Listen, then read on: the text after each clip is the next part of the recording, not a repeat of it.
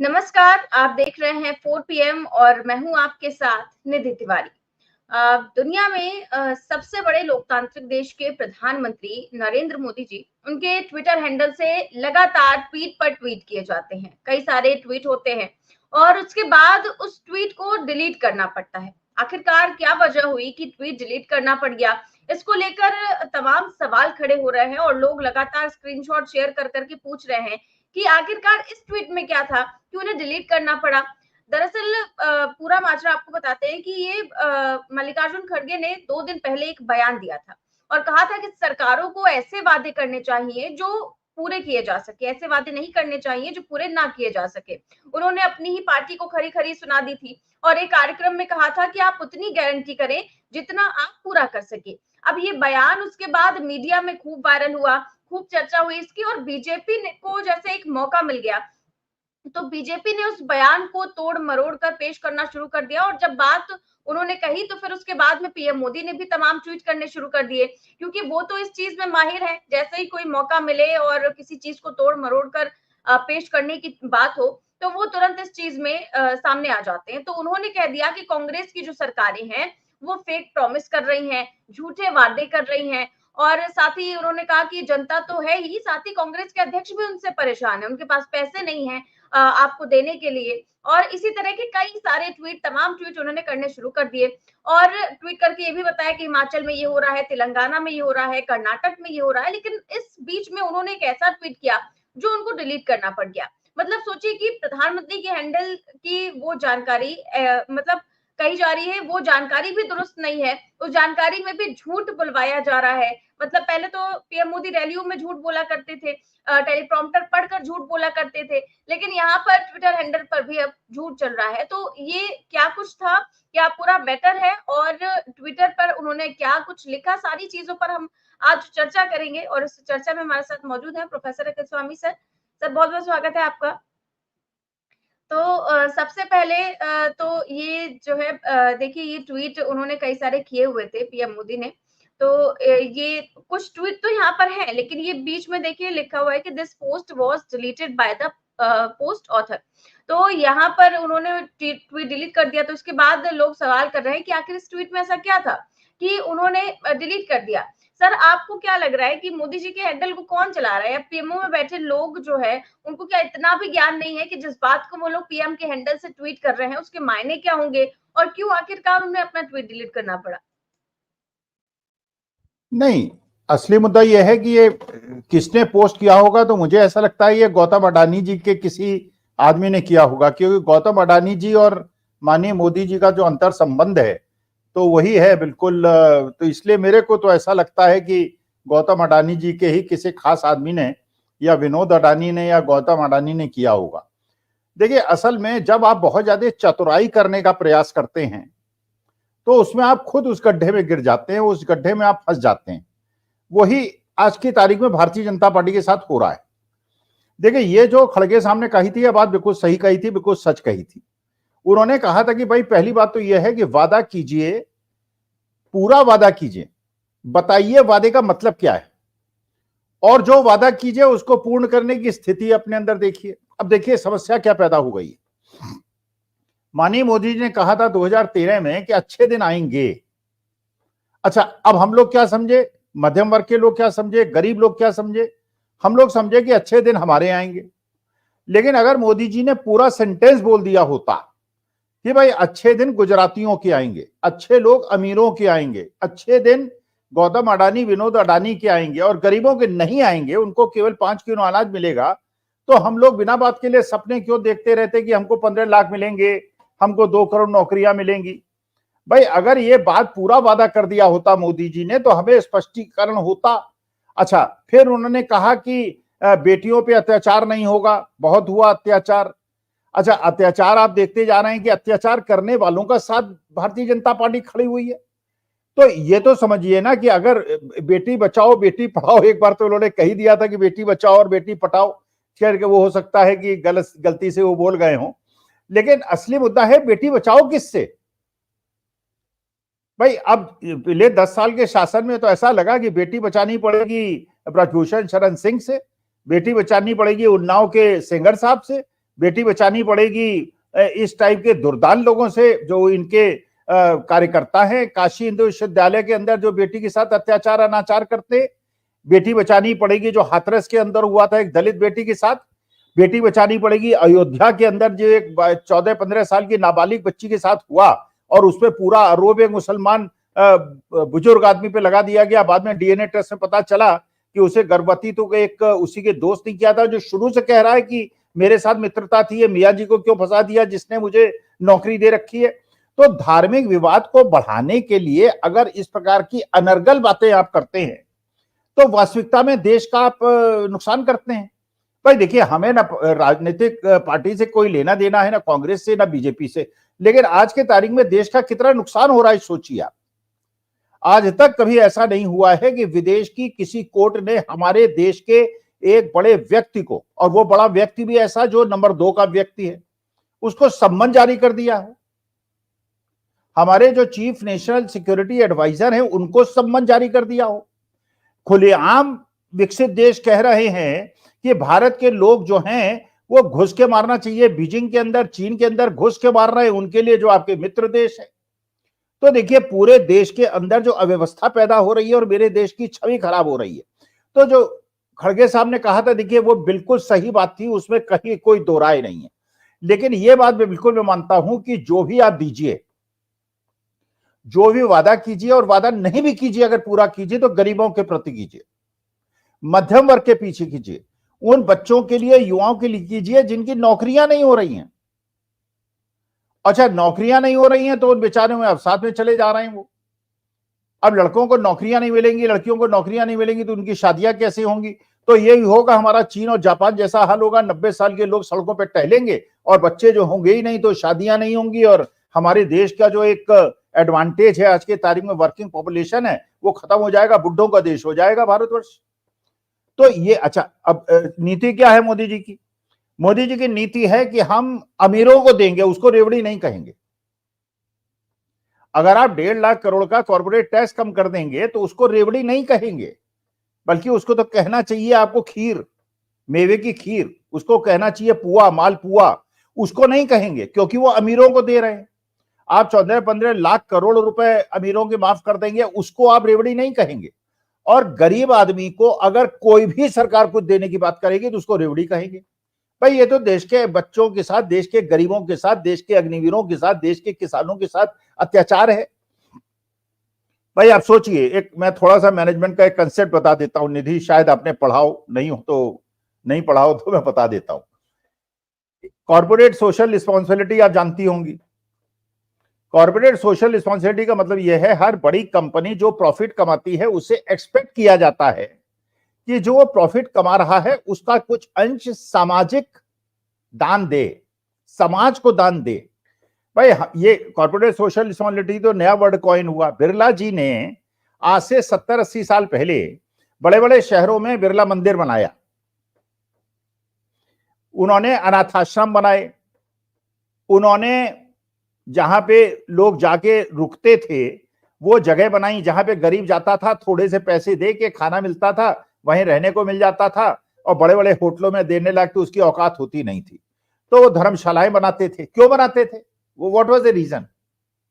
Reason ये था कि अगर आप एक ऐसा वर्ग पैदा कर देंगे जिसके पास अर्थाह पैसा होगा, जिसके 10 उंगली अंगूठे में हीरे की अंगूठियां होंगी, जो 2 करोड़ और 3 करोड़ की गाड़ी में घूमेगा, और दूसरी तरफ आपकी 80% पॉपुलेशन ऐसी होगी जो माला न्यूट्रिस्ट होगी, जो भूखी होगी, तो सामाजिक तनाव पैदा होगा।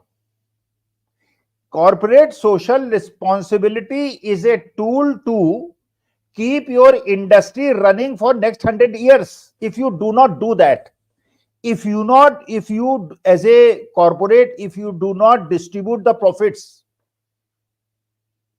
अगर आप अपने जो इन्वेस्टर्स हैं उनको डिविडेंड नहीं देंगे, उनको प्रॉफिट नहीं देंगे, एम्प्लॉइज को तनख्वाह नहीं देंगे, आप अपने कस्टमर्स को और अपने रॉ मटेरियल सप्लायर्स को और एंड सप्लायर जो आपसे माल खरीदता है उसको सेटिस्फाइड नहीं रखेंगे, आपकी संस्था नहीं चलेगी। लेकिन पिछले 10 साल ये रूल का डिफाइंस हो रहा है। अब केवल सब कुछ अडानी अंबानी को मिल रहा है, बड़े बड़े पैसे वालों को मिल रहा है, छोटे दुकानदार ठप हो गए हैं। छोटे व्यापारी ठप हो गए हैं। अरे कल मैं एक जगह गया, अपने एक ओला मैंने किया, उबर किया, तो उबर में वो जो लड़का था, मैंने उससे पूछा, मैंने कहा यार ये तो 120 रुपए हमेशा दिया करते थे, आज ये 170 रुपए कैसे आ गया? कहने लगे साहब 170 रुपए में से हमको 105 रुपए मिलेगा और ये पैसा जो है उबर की कंपनी ले जाएगी। अच्छा, फिर कहने लगा कि साहब मेरी स्थिति इतनी ज्यादा खराब है, अब पहले ये होता था कि उबर वाले क्या करते थे, अपनी गाड़ी देते थे लोगों को चलाने के लिए, अब उन्होंने कहा नहीं हम गाड़ी नहीं देंगे, आप खुद चलाइए, अपनी खरीदिए चलाइए। हमने ईएमआई पे गाड़ी खरीद ली। अब ग्राहक इतने हो नहीं रहे, ईएमआई हम दे नहीं पा रहे, क्योंकि जो कंपनी है वो पैसा लूट रही है हमसे, जो राहुल गांधी से भी एक उबर के ड्राइवर ने कहा था। फिर कहने लगा कि साहब मैं उसमें चला गया ब्लिंकिट में, मैंने सोचा ब्लिंकिट में नौकरी करूं, यहां तो धंधा चल नहीं रहा। कहने लगे साहब ब्लिंकिट में और बुरी हालत है। फिर उठा के मैं दोबारा कार टैक्सी चलाने लगा। माने हमारे देश, अच्छा पढ़ा लिखा लड़का था, ऐसा नहीं कोई अनपढ़ लड़का था, पढ़ा लिखा लड़का था, उसने एमकॉम कर रखा था दिल्ली यूनिवर्सिटी से। कह रहा है साहब घर में नौकरी नहीं है, माँ बाप बेचारे बेकार रहते हैं, कमाई है नहीं हमारे पास, तो यही 10-5 हजार रुपए जो मिल जाता है, कम से कम रोटी खाने को तो मिल जाती है। ये देश की हालत आपने बना दी है। और दूसरी तरफ आपके आदमी जो है वो 20 लाख करोड़ और 25 लाख करोड़, और ये हो गया, सोना खरीद लिया, पूरा 5,000 करोड़ की शादियां।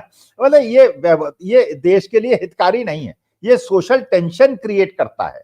इसलिए अमीर और गरीब के बीच की खाई कम होनी चाहिए। बिल्कुल ठीक बात कह रहे हैं सर। यही हो रहा है आजकल देश में, और इसीलिए गरीब और गरीब होता जा रहा है और अमीर होता जा रहा है। मैं दिखाना चाहूंगी प्रियंका गांधी का ट्वीट। उन्होंने पीएम मोदी के जो ट्वीट थे उसको लेकर कहा है कि महात्मा गांधी जी कहते थे कि सत्य ही ईश्वर है। मुंडकोपनिषद में लिखा गया है कि सत्यमेव जयते हमारा राष्ट्रीय आदर्श वाक्य है। सत्य की स्थापना करने वाली ये आदर्श वाक्य भारतीय स्वतंत्रता आंदोलन, भारत के पुनर्निर्माण और सार्वजनिक जीवन के आदर्श बने। सत्य जिस देश की हजारों साल की संस्कृति का आधार है, उस देश में सर्वोच्च पद पर बैठे व्यक्ति को असत्य का सहारा नहीं लेना चाहिए। प्रधानमंत्री जी ने भारतीय राष्ट्रीय कांग्रेस पर जो आरोप लगाए हैं वो सत्य से परे हैं। कांग्रेस पार्टी ने जिस राज्य में जनता से जो वादे किए, अगला चुनाव आने का इंतजार किए बिना सरकार बनते ही उन्हें पूरा करने का काम शुरू किया है। चाहे कर्नाटक हो, तेलंगाना हो या हिमाचल प्रदेश, कांग्रेस की सरकारों वाले प्रदेशों में जनता का पैसा जनता की जेब में प्रतिदिन गारंटियों द्वारा डाला जा रहा है। प्रधानमंत्री जी समझ चुके हैं कि देश की जनता के सामने अब उनकी बातों का कोई मोल नहीं रह गया है। हाल ही में 100 दिन की योजना, 2047 के रोड मैप के लिए 20 लाख लोगों की राय लेना, हर साल 2 करोड़ नौकरियां, 100 स्मार्ट सिटी, कालाधन वापस लाना, महंगाई बेरोजगारी कम करना, किसानों की आय दोगुनी करना, रुपयों को डॉलर के बराबर लाना और अच्छे दिन लाना, ये ऐसे वादे थे जो झूठे साबित हो चुके हैं। और अब ऐसे वादों पर देश की जनता को कोई भरोसा नहीं है। प्रधानमंत्री जी ने 140 करोड़ भारतीयों के सामने बार बार खोखले वादे करके देश के सर्वोच्च और सम्मानजनक पद की गरिमा को ध्वस्त कर दिया है। उन्हें कांग्रेस की चिंता करने की जगह सत्य का सहारा लेकर अपने पद की गरिमा बहाल करने पर काम करना चाहिए। तो यहाँ पर कई सारी चीजें उठाई है प्रियंका गांधी ने, और कहा है कि प्रधानमंत्री को अपने पद की गरिमा को ध्वस्त नहीं करना चाहिए, जो कि उन्होंने कर दिया है। और साथ ही उन्होंने कहा कि पहले वो अपनी चीजों पर ध्यान दे कि ये सारी जो गारंटियां उन्होंने इतनी बड़ी बड़ी दी हैं, क्या वो पूरी हुई हैं आज तक? देखिए निधि, वास्तविकता में मोदी जी ने ही केवल अपने पद की गरिमा को कायम नहीं किया है, बल्कि उनके आसपास इर्द गिर्द जितने भी संवैधानिक संस्थाएं हैं उन्होंने भी अपनी गरिमा को स्थापित नहीं किया है। अब सोचिए भाई, ये होता था कि पहले अगर मान लीजिए ये लोकतांत्रिक रूप से चुने हुए लोग अपनी मर्यादाओं का पालन नहीं करेंगे, तो एडमिनिस्ट्रेशन, कम से कम डीएम कमिश्नर ये कहते थे कि नहीं साहब हम तो निष्पक्ष हैं, हम तो संविधान से हमारा समर्पण है, आप जाते थे। बल्कि ऐसे ऐसे वरिष्ठ अधिकारियों को मैंने देखा अपने जीवन में और अपने कार्यकाल में भी, सब जगह देखा, उन्होंने कहा कि भाई देखिए मुख्यमंत्री महोदय आपको ट्रांसफर करना है कर दीजिए, ये काम मैं नहीं कर पाऊंगा, और वो होता था। अच्छा, कोर्ट भी ये कहती थी कि भाई हम तो आज के तारीख में तो आपके सुप्रीम कोर्ट के न्यायाधीश महोदय वही भाषा बोल रहे हैं जो कि प्रधान सेवक भाषा बोल रहे हैं। एडमिनिस्ट्रेशन ने बिल्कुल अपनी रीढ़ की हड्डी को खत्म कर दिया है। कानून व्यवस्था नाम की कोई चीज नहीं रह गई है। संवैधानिक मर्यादाओं का कोई प्रश्न ही नहीं रह गया है। तो हम, अच्छा अब आप देख रहे हैं कनाडा ने हमारे देश को नॉर्थ कोरिया की सूची में डाल दिया है। मैंने जैसा देश, दुर्दांत देश नॉर्थ कोरिया है। अब ये बताइए, डूब मरने वाली बात निधि है कि नहीं एक भारतीय के लिए? भाई हमारे देश की मर्यादाएं तो ऐसी हैं, हम कहते थे कि भारत विश्व का सबसे सुंदर देश है, सबसे प्यारा देश है, और ये देश जैसा कोई देश विश्व के अंदर नहीं हो सकता। अच्छा, अपने आप तो देखिए अपनी ढपोड़ शंखी आप कर नहीं सकते, दूसरा आपके बारे में क्या कहता है, ये है असली मुद्दा। अब कनाडा कह रहा है कि नॉर्थ कोरिया जैसा दुर्दांत देश है, दुष्ट देश है, वैसे ही भारत व दुष्ट देश। मेरे दिल पे क्या बीत रही है इस समय, तुम्हारे दिल पे क्या बीतेगी, या जो लोग देखेंगे उनके दिल पे क्या बीतेगी? आप भारतवर्ष की तुलना नॉर्थ कोरिया से कर रहे हैं, अमेरिका भी वही कर रहा है। अच्छा, आप देखिए वहां पे आपने नौटंकी अपना कर दी है, इमिग्रेशन इमिग्रेशन घुसपैठिए करके आपने यहाँ दुष्प्रचार किया है। अब आप देखिएगा डोनाल्ड ट्रंप जीतेंगे या कमला हैरिस जीतेंगी, कितने हिंदुस्तानी वापस आते हैं। अरे यार, तुम्हारे यहां ही नहीं घुसपैठिया कैसे हैं यार, वो तो तुम्हारे देश में 4 पुश्तों से रह रहे हैं। अरे हमारे देश के लोग तो वहां 40-50 साल पहले गए हैं, और 40-50 साल में वहां पे समृद्धि लाई है, वहां की नागरिकता ले ली है, वह नौकरी कर रहे हैं, वहां पढ़ रहे हैं। अगर वो घुसपैठिए नहीं है तो हमारे देश में जो 4 पीढ़ी से रह रहे हैं वो कैसे घुसपैठिए? तो जो कोई एग्जिस्टेंस का माहौल था हमारे सनातन धर्म में, और हिंदू धर्म जो था समावेशी धर्म था, जो स्वामी विवेकानंद ने कहा था, अगर आप उसका पालन नहीं करेंगे तो हर जगह लतियाए जाएंगे, हर जगह धकियाए जाएंगे। आप उनको धकिया लीजिए, लतिया लीजिए, वो आपको लतियाएंगे। अच्छा ये बताओ, पूरे विश्व के अंदर जितने हिंदुस्तानी रहते हैं, हिंदू रहते हैं, किस देश के नागरिक हमारे देश में रहते हैं? अरे हम कह रहे हैं जो अवैध रूप से हमारे देश के अंदर घुसपैठिए हैं, अवैध रूप से, उनको निकाल बाहर करो। लेकिन कौन करे निकाल बाहर? अखिल स्वामी करे, निधि तिवारी करें, या गृह मंत्री अमित शाह जी करें? भाई अमित शाह जी को करना है, दोष हमको देते हैं, फिर सेकुलर्स को दोष देते हैं, फिर पंडित जवाहरलाल नेहरू को दोष देते हैं। लेकिन भैया जिनका आधार कार्ड तुमने बनाया है, जिनका वोटर आईडी कार्ड तुमने बनाया है, जिनका पासपोर्ट तुमने बताया है, उनको घुसपैठिया कह के क्यों अपमानित करते हो भाई? फिर इसी तरह अमेरिका, जो वहां पे राहुल गांधी जैसे मिले थे डंकी स्कीम वाले लोगों से, हजारों लाखों बच्चे ऐसे हैं जो अवैध रूप से वहां रह रहे हैं, निकाले जाएंगे तो तुम्हारे देश का, और उन्होंने तो अपने खेत बेच दिए बेचारों ने, वहां जाके रह रहे हैं, अपना पेट पाल रहे हैं और अपने माँ बाप का भी पेट पाल रहे हैं। उनके जीवन का स्तर का क्या होगा? घुसपैठिए। अरे आपको केवल वोट की चिंता है, अब देश की छवि की चिंता नहीं है। तो हमारे देश की, बल्कि एक अमेरिका से कल फोन आया, मेरे एक बहुत पुरानी दोस्त है, वो एक बहन जो है उसमें डेमोक्रेट की समर्थक है, एक रिपब्लिकन डोनाल्ड ट्रंप की समर्थक है। जो डोनाल्ड ट्रंप के, मैंने कहा यार तुम दोनों सगी बहनें अलग अलग पार्टी को क्यों सपोर्ट करती हो? तो जिसने डेमोक्रेटिक किया उसने कहा साहब ये सोशल वेलफेयर और सोशल इक्विटी में बिलीव करते हैं डेमोक्रेट्स। अच्छा, छोटी बहन है वो बड़ी बहुत ज्यादा सुपर रिच है, उसने कहा नहीं साहब, ये इन लोगों ने जो 2-2-3 बेडरूम के फ्लैट दे रखे हैं गरीबों को, और ये बिल्कुल इन्होंने भारतवर्ष और बांग्लादेश पाकिस्तान बना दिया है अमेरिका को, एंड वी वांट, अच्छा है हिंदुस्तानी। तो मैंने कहा यार तुम लोग जो फिल्दी रिच हो, तुम्हें गरीबों को कुछ देने का मतलब तुम्हें नाक भौं सिकोड़ने लगते हो, तुम्हें बदबू आने लगती है। अरे यार वो गरीबों को नहीं दोगे तो वो सड़क पे तुम्हें लूट लेंगे, मार देंगे। अभी तो चलिए भगवान से डरते हैं, भगवान की बड़ी कृपा है हमें रोटी मिल रही है, भगवान की कृपा है कि आज हम जिंदा है, लोग इसी को भगवान की कृपा समझ रहे हैं। लेकिन जिस दिन उनको लगेगा कि नहीं हमारा अधिकार है, यार ये 5 अंगूठी हीरे की पहन के घूम रहा है, बड़ी कार में घूम रहा है, और हम भूखे हैं, हम इसके चलो अभी लूट लेते हैं, वो स्थिति नहीं आने देनी चाहिए। तो हमारे देश के अंदर वही स्थिति आप पैदा कर रहे हैं। जैसे कल हम लोग बात कर रहे थे, आप दिवाली के अंदर देखिए पूरा बाजार सुनसान था, बिक्री हुई नहीं बिल्कुल। अच्छा, जो भी बिक्री हो रही है ऑनलाइन हो रही है। अब ये करोड़ों करोड़, आप जाइए लाजपत नगर में, आप जाइए सरोजनी नगर में, हजरतगंज में जाइए, वो दुकानदार कहते हैं साहब माल तो पड़ा हुआ है 2 करोड़ का मेरी दुकान में, लोग कहते हैं तुम करोड़पति हो। अरे बिक तो 10,000 का नहीं रहा, करोड़पति तो हूं लेकिन खाने को पैसा नहीं है। जैसे पुराना वो कलकत्ता के नवाब हुआ करते थे, उनकी हवेलियां होती थी 100 करोड़ की, अब भूखे मरते थे, रिक्शा चलाते थे, इसलिए कि you need running income to feed yourself. अब आप कोठी में निधि मान लो तुम्हारे पास 100 कमरे का कोठी होती और इनकम 1 रुपए की ना होती, तो पैसा तो तभी मिलता ना जब कोठी बेचती, जब कोठी में रह रही हो। आपको, तुम जानती होगी इलाहाबाद के अंदर पंडित कन्हैयालाल मिश्रा की एक कोठी हुआ करती थी, हम लोग इलाहाबाद उन्हीं के घर के सामने से गुजरते थे। ही वॉज मतलब सबसे भव्य कोठी इलाहाबाद के अंदर उनकी थी। जब उनकी डेथ हो गई तो उसके बाद उनके बच्चों को बेचनी पड़ी। पता चला है साहब क्यों बेचनी पड़ी, इतनी भव्य कोठी थी। तो बच्चों ने कहा साहब उनकी तो वकालत थी, इनकम होती थी, इसको मेंटेन करा लेते थे। अब हम लोग जो है इसको मेंटेन ही कराने की हमारी इनकम नहीं है, तो खाएंगे या मेंटेन कराएंगे। उन्होंने कहा बेचो या अपना निकल लो यहां से। तो देखिए आज देश की स्थिति वही हो रही है, गरीबों का शोषण और गरीबों को इनकम न देना। अबे किसानों को एमएसपी क्यों नहीं देते यार? 14-15 लाख करोड़ थोड़ी लगेंगे जो तुम इंडस्ट्रीज के माफ करते हो। हार्डली 1-1.5 लाख करोड़ लगेंगे। दे दो उन्हें, किसानों को, और ले लो सारे पूंजीपतियों से, लपेट लो उनकी सारी ऑडी पॉडी पकड़ के सब किसानों को दे दो, वो खेत जोतेंगे ऑडी से और मर्सिडीज से। बिल्कुल ठीक बात कह रहे हैं सर। और यहाँ पर जब पीएम मोदी, क्योंकि अब ट्वीट उन्होंने डिलीट कर दिया है, तो कांग्रेस के पास भी उनको भी मौका मिल गया है।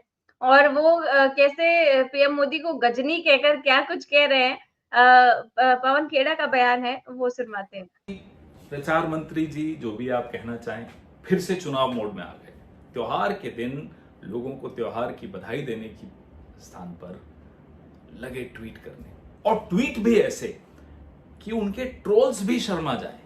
एक ट्वीट तो डिलीट करना पड़ा। देश के प्रधानमंत्री को, 11वें साल का प्रधानमंत्री, देश सबसे बड़े लोकतंत्र के प्रधानमंत्री फैक्ट चेक में कहीं फंस न जाए, ट्वीट को डिलीट किया। हमारे तमाम मुख्यमंत्रियों, हमारे कांग्रेस अध्यक्ष, सब ने जब उनको करारा जवाब दिया, उनके झूठ को बेनकाब कर दिया, तो उनको ट्वीट तक डिलीट करना पड़ गया। ये इस देश के प्रधानमंत्री की हालत है। प्रधानमंत्री जी, हमारी गारंटियां हमें याद है। 52,000 करोड़ रुपए खर्च करके 5 में से 5 गारंटी कर्नाटक सरकार ने लागू कर दी। हिमाचल सरकार ने 10 में से 5 गारंटियां, जिसमें ओपीएस शामिल है, लागू कर दी। तेलंगाना सरकार अपना रिपोर्ट कार्ड अभी आपको भेज रही है, रट लीजिएगा ताकि आइंदा कोई गलती न कर दें। हमें अपने वादे याद हैं, हमें अपनी गारंटी याद है, और आपको बड़ा घबराना चाहिए इस बात से कि हमें आपके वादे भी याद हैं। आप भूल गए, आप तो गजनी बन जाते हैं अपने। कहां है 100 स्मार्ट सिटीज? क्या हुआ गंगा मैया का? क्या हुआ महिला सुरक्षा का? क्या हुआ पेट्रोल डीजल का? क्या हुआ रुपए डॉलर का?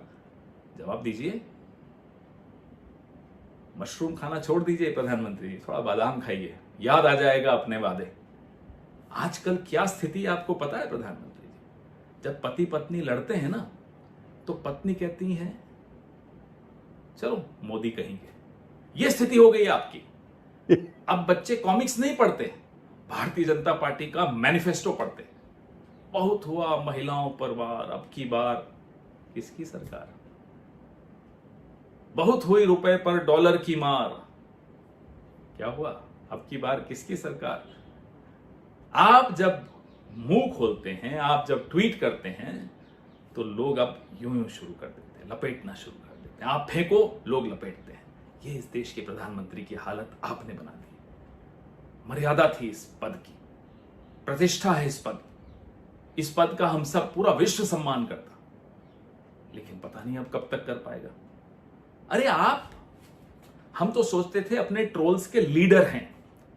आपके ट्वीट्स देखकर तो ऐसा लगता है आप अपने ट्रोल्स के फॉलोअर हैं।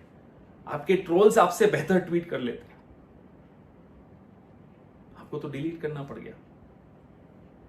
प्रधानमंत्री जी, चौराहों की आप बात करते थे कि मैं जिस चौराहे पे जो चाहे सजा दे देना। चले मत जाइएगा चौराहों पर, वहां जाएंगे तो आपको गाना सुनाई देगा, क्या हुआ तेरा वादा, वो कसम वो इरादा। इस देश को अब आपकी जुबान पर कोई भरोसा नहीं रह गया। कितने ही वक्त आप प्रधानमंत्री के पद पर रहें, उससे फर्क नहीं पड़ता। इकबाल खत्म हो चुका है, अब वो इकबाल वापस लौट के नहीं आ सकता। जय हिंद, जय कांग्रेस। सर बाकी से छोड़िए, पवन खेड़ा ने जो उदाहरण पेश किए वो आपको कैसे लगे? नहीं, मैं बिल्कुल उनसे सहमत नहीं हूं। उन्होंने कहा जब पत्नी और पति में लड़ाई होती है तो पत्नी कहती है पति से तुम मोदी हो क्या। देखिए मेरी पत्नी से जो लड़ाई होती है, मेरी पत्नी कहती है तुम निकम्मे हो, तो सारे दिन बड़बड़ करते हो, सारे दिन बोलते रहते हो, ये सब तो कहती है। लेकिन ये आज तक उसने नहीं कहा कि मोदी जैसे हो। उन्होंने कहा तुम मोदी से बेहतर हो। कहती है तो बिल्कुल तुम कुछ नहीं करते हो, तुम घर में हाथ पे काम में बिल्कुल हाथ नहीं बटाते हो, और तुम्हारा बिल्कुल शादी करके मैंने गलती की, ये सब तो वो कहती हैं। लेकिन ये कहती है, इसके बावजूद कहती है तो मोदी से तो बेहतर हो। देखिए, मोदी से कोई पत्नी कैसे तुलना कर सकती है अपने पति की? भाई अब है तो भाई, देखिए मेरी शादी को 47 साल हो गए हैं, 47 ईयर्स। अब बताइए मुझे मोदी से कैसे तुलना कर देंगे वो? अच्छा, मैंने इंजीनियरिंग पास की है, एमबीए किया है, और बिल्कुल मैं तो डिग्री दिखा सकता हूं। मैं डिग्री अभी कहिएगा मैं दिखा दूंगा। ऐसा थोड़ी है मैंने एंटायर पॉलिटिकल साइंस एमए किया है, और एमए बीए के बाद किया है, मतलब बीए बाद में किया है और एमए पहले किया है। और ये कहूं कि 34 साल मैंने भिक्षा मांगी है, 15 साल मैंने चाय बेची है, और अमेरिका घूम आया हूं, फिर वो सब करा करके 25 साल से मैं चीफ मिनिस्टर था। सब जोड़ जाड़ के पता चला तो 100 साल के हो गए, और हैं आप 74 साल के। तो मतलब देखिए पूरा लेकिन ये बात बिल्कुल मैं पवन खेड़ा साहब से बिल्कुल सहमत नहीं हूं, क्योंकि कोई भी पत्नी कितनी भी नाराज हो जाए अपने पति से, उनकी तुलना मोदी से नहीं करेगी। मोदी से हर पति, भारतवर्ष का हर पति बेहतर है। बिल्कुल ठीक बात है सर। तो पवन खेड़ा ने तो ये तमाम उदाहरण दिए, लेकिन इसके अलावा क्योंकि अब जब उन्होंने ट्वीट डिलीट कर ही दिया वो, तो कांग्रेस को भी मौका मिल गया। और जैसे ही बीजेपी ने कांग्रेस के मैनिफेस्टो को लेकर, आपको याद होगा 2024 के लोकसभा चुनाव में खूब झूठ बोला था, पीएम मोदी ने भी खूब झूठा प्रचार किया था कि कांग्रेस भैंस आपकी छीन ले जाएगी और ये कर देगी वो कर देगी। तो उस मैनिफेस्टो को मोदी जी के कारण लोगों ने खूब पढ़ा।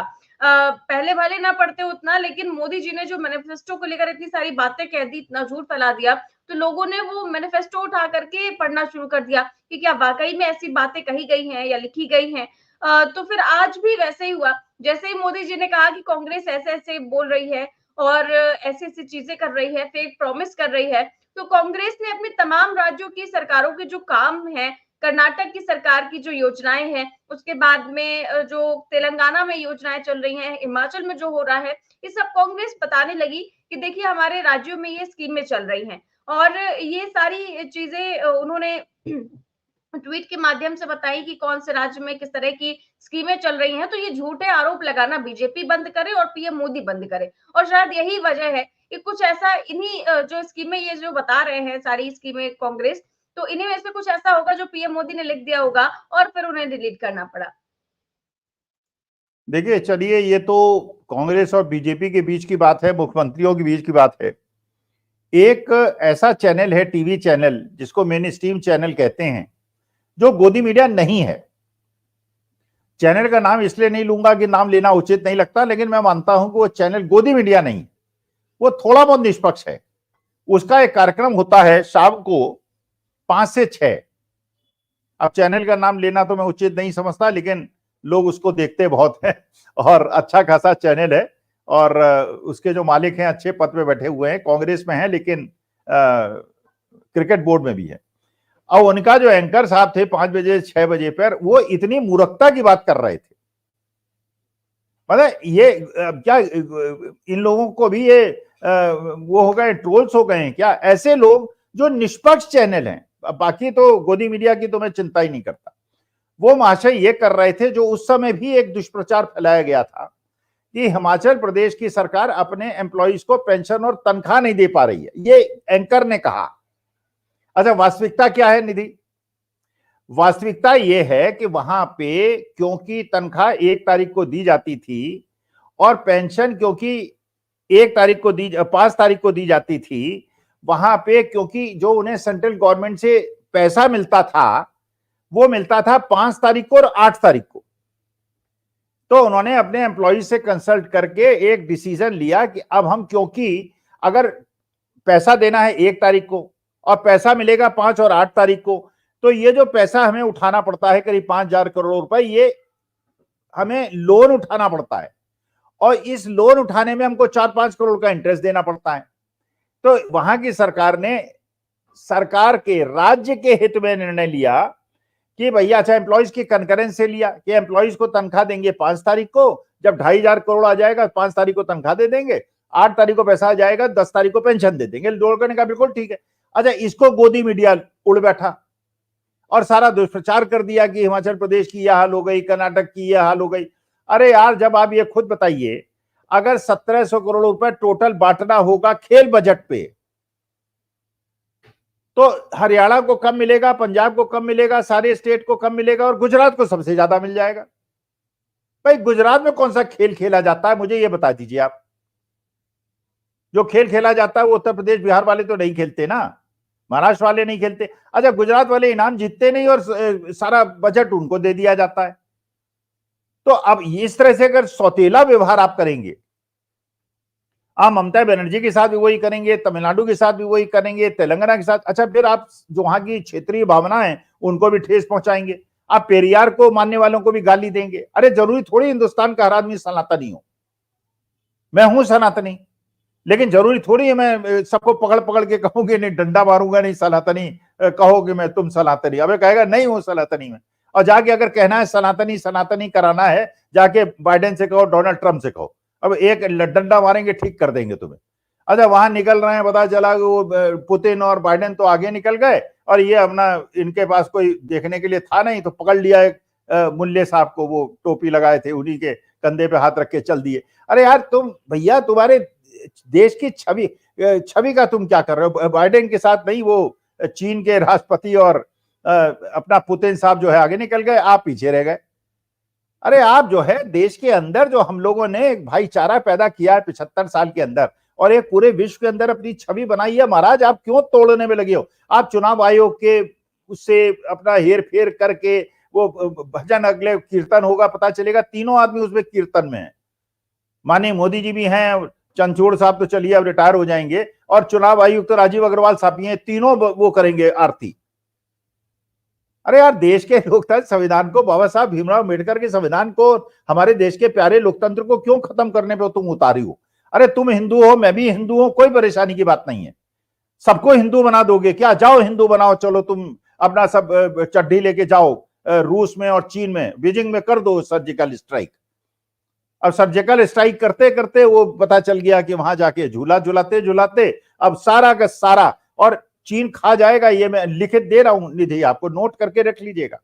चीन आज से 10 साल के बाद हिंदुस्तान को इतने बड़े आर्थिक आघात से चोट पहुंचाएगा कि भारत झेल नहीं पाएगा। अभी भी मेरी मोदी जी से हाथ जोड़ के प्रार्थना है, चीन पे विश्वास मत करिए, चीन तुम्हें खा जाएगा। एक बार पंडित नेहरू की तो मजबूरी थी, देश तुरंत आजाद हुआ था, इसलिए उन्होंने चीन से पंगा नहीं लिया था। भारत सशक्त राष्ट्र है, इसके बावजूद तुम चीन की गोदी में बैठे हो, गलत है। चीन तुम्हें धोखा देगा, भारतवर्ष को धोखा मिलेगा, ये नोट कर लो वरना पछताओगे। बिल्कुल सही कह रहे हैं सर आप। देखते हैं कि मोदी जी आगे क्या करते हैं, वो आपकी सलाह मानते हैं कि नहीं मानते हैं। क्योंकि वो काफी ज्यादा इस समय नजदीकियां चीन से बढ़ रही हैं, इसके कई सारे सबूत भी निकल कर सामने आ रहे हैं। बहुत बहुत शुक्रिया आपका सर आज की चर्चा के लिए।